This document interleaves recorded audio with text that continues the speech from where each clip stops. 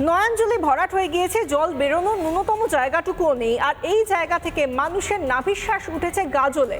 এতদিন ধরে এত জল যন্ত্রণা, তারপরেও শুধুমাত্র প্রশাসনিক আশ্বাস ছাড়া আর কিছুই মেলেনি।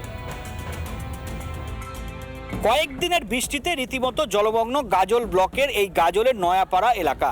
রীতিমতো এই এলাকার 200 থেকে 250টা পরিবার জলের যে বন্দি অবস্থায়, কারণ এখানে নিকাশি ব্যবস্থা একেবারে বেহাল।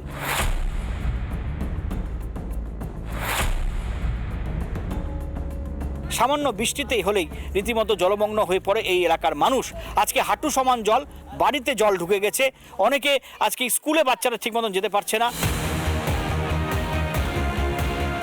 শুধুমাত্র নয়াপাড়া নয়, রেল কলোনি সহ একাধিক এলাকায় জল দুর্ভোগ, নেপথ্যে বেহাল নিকাশি। অভিযোগ, দীর্ঘদিন ধরে এই এলাকায় নিকাশি ব্যবস্থা একেবারে মুখ থুবড়ে পড়েছে।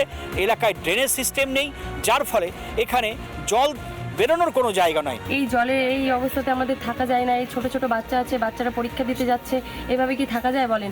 আজকে যদি আমরা বড়, আমরা না হলে ঠিকঠাকভাবে থাকছি, বাচ্চাদের যদি কোনো কিছু হয়ে যায় এর দায় কে নেবে বলেন? আমরা বাড়ি থেকে বেরোতে পারছি না, বাড়ি থেকে বেরালেই তো কাপড় চোপড় ভিজে যাচ্ছে। সবাইকে জানানো হচ্ছে, কিন্তু কেউ আসছে না, আমাদের একটু দেখতেও আসছে না।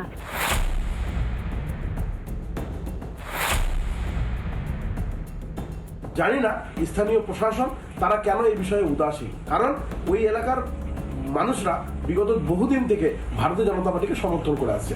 হয়তোবা স্থানীয় প্রশাসন সেই জন্যই বিষয়টিকে এড়িয়ে যাওয়ার চেষ্টা করছে। আমরা যেভাবে ওই এলাকায় ড্রেনেজ সিস্টেম ব্যবস্থা করেছি, কিছু কাজ থেকে গেছে। আগামী দিনে আমাদের পঞ্চায়েত সমিতি চ্যালেঞ্জ করে বলছে আমরা সেই জায়গাটা সংস্কার করব।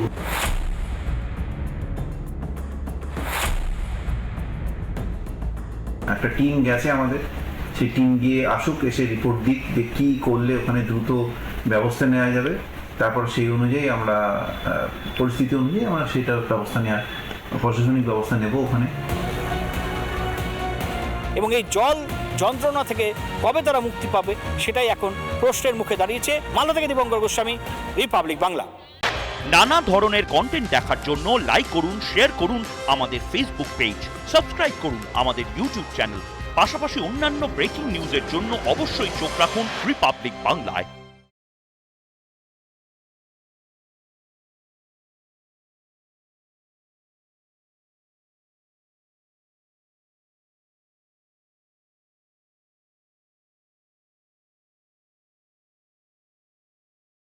নানা ধরনের কন্টেন্ট দেখার জন্য লাইক করুন, শেয়ার করুন আমাদের ফেসবুক পেজ, সাবস্ক্রাইব করুন আমাদের ইউটিউব চ্যানেল। পাশাপাশি অন্যান্য ব্রেকিং নিউজের জন্য অবশ্যই চোখ রাখুন রিপাবলিক বাংলায়।